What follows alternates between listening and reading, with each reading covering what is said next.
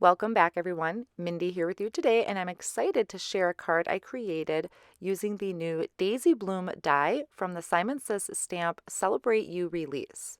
First, we're going to take a look at some of the products that I'll be using throughout the video. We're going to take a look at this Daisy Bloom die. This is in the Celebrate You release. And this cuts out, it's a beautiful flower shape, and then inside that flower shape, it cuts out some more of those tiny flowers. It's just gorgeous. I'm also going to be using the sentiment label die. I'm going to be using the Tiny Words encouragement stamp set. So lots of great encouraging words on here, great for card making. For cardstock, I'm using Tangerine Twist from Gina K Designs. I have some Bristol Smooth cardstock for ink blending and Neenah Solar White cardstock. I'll also be doing some blending with the Life Changing brushes. And then my Distress Oxides in Candied Apple, Ripe Persimmon, and Fossilized Amber. And I also have some of this Sheer Shimmer Mist that's going to just give our card a lot of great sparkle. So I'm starting off first by cutting out just a piece of cardstock. This is the Neenah Solar White. This is actually the 80 pound. And I'm using the Stitched Rectangles die from Simon Says Stamp. I believe this was the second largest in there. So I'm just holding that down with some purple tape. I'll run that through my die cutting machine, and that's just creating a really nice stitched edge around the edge of my card. Then taking the Daisy Bloom die, I'll line that up, kind of twist and turn to make it fit just right. I'll hold that die in place with the purple tape and run that through my die cutting machine. So I use a Gemini Junior for die cutting, and here's the sandwich I want to show you. So I have a clear cutting plate, a plastic shim. I'm going to use a metal shim, and then this is my magnetic shim. I'll put my cardstock on top of there, flipping that over so it's going to cut up, and then my clear cutting plate. This die has a lot of intricate pieces, so I found that was the best sandwich for me to be able to cut all of those little pieces, and they all came out just perfect. I had nothing left in the die. They're still in the cardstock there. So taking my craft pick, I'm just going to poke all of those out. Once I have that mess cleaned up, I'm going to start some ink blending. So I'm coming in, this is the Bristol Smooth cardstock, which is one of my favorite cardstocks to use for ink blending. It's just a really smooth surface. You can do ink blending with Neenah and lots of other types of cardstock. This is just a personal favorite of mine. So I'm starting off with the Fossilized Amber. I have this cardstock trimmed to the same size as my stitched rectangle that I had cut out earlier. And you'll be able to see I'm bringing that piece I had die cut that Daisy Bloom from, and I'm just lining up to make sure my colors, all of these colors, will show through my die cut piece. So next here is the Ripe Persimmon, and then I'll come in with the Candied Apple.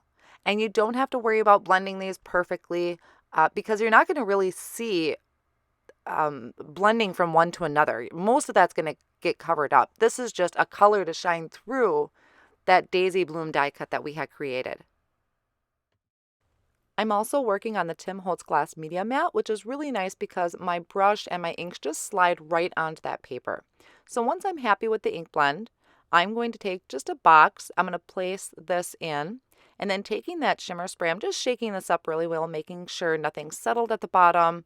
And then I'm going to spritz this blended cardstock with that shimmer spritz. You definitely want to do this in a box. It might be hard to see on camera, but it has a really wide range when you spray it. It just goes everywhere. So definitely do this in kind of a contained box or, off on the side somewhere. And then you can see it has just this gorgeous shimmer all over that background. So I'm going to set that off on the side to dry. And while that's drying, I'm going to work on my sentiment. So this is the Tiny Words encouragement stamp set. Lots of wonderful encouraging sentiments on here.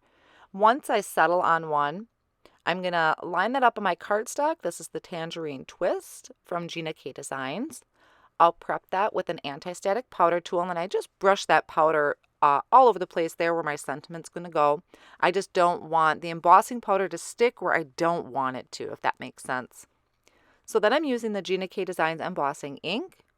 So I'll ink up my sentiment, just lightly press down. And then I can lift up my lid, and I'm going to be using the Simon Says Stamp White Embossing Powder. I keep this in a container. I think you can actually get these over at Simon Says Stamp. There's supposed to be a spoon that goes in the lid, but I broke mine a while back. So I just have my spoon kind of sitting in my drawer with my embossing powders. So then I'll go ahead, tap off the excess of that embossing powder, and I can heat that up with my heat tool. Once that has cooled, I like to take a Swiffer cloth and just kind of go over that. It removes any of that excess powder that I had on there from my anti-static powder tool.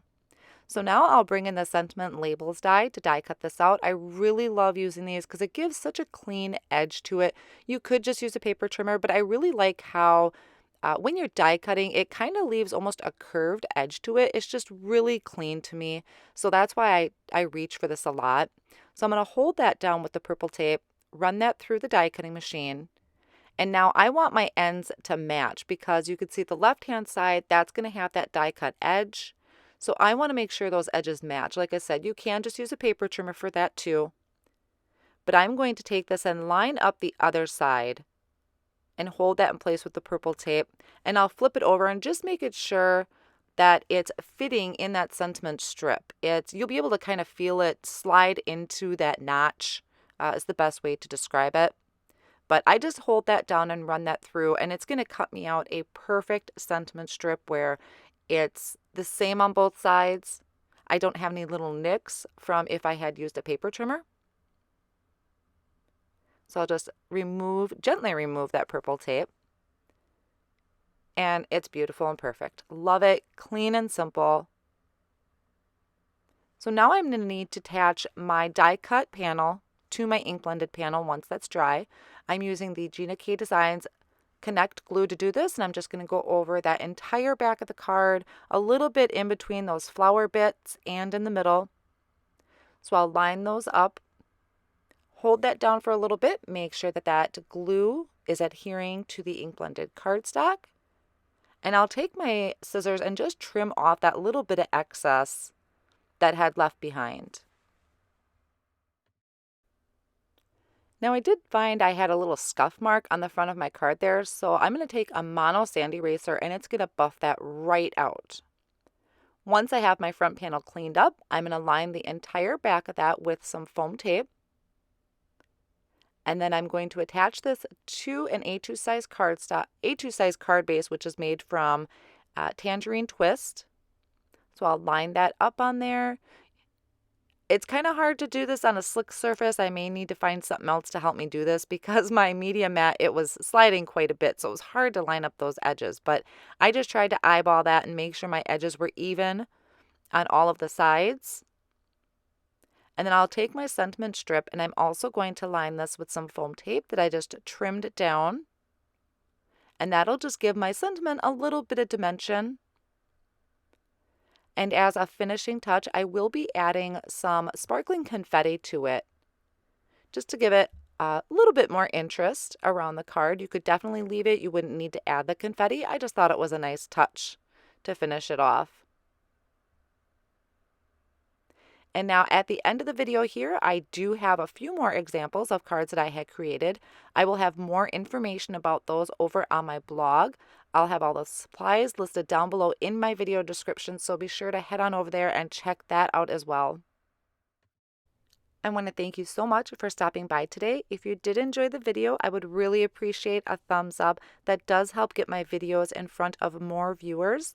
And if you want to see more from me, please go ahead and hit subscribe and click the little bell to be notified of more videos when they are released. Thank you again so much, and I'll catch you next time.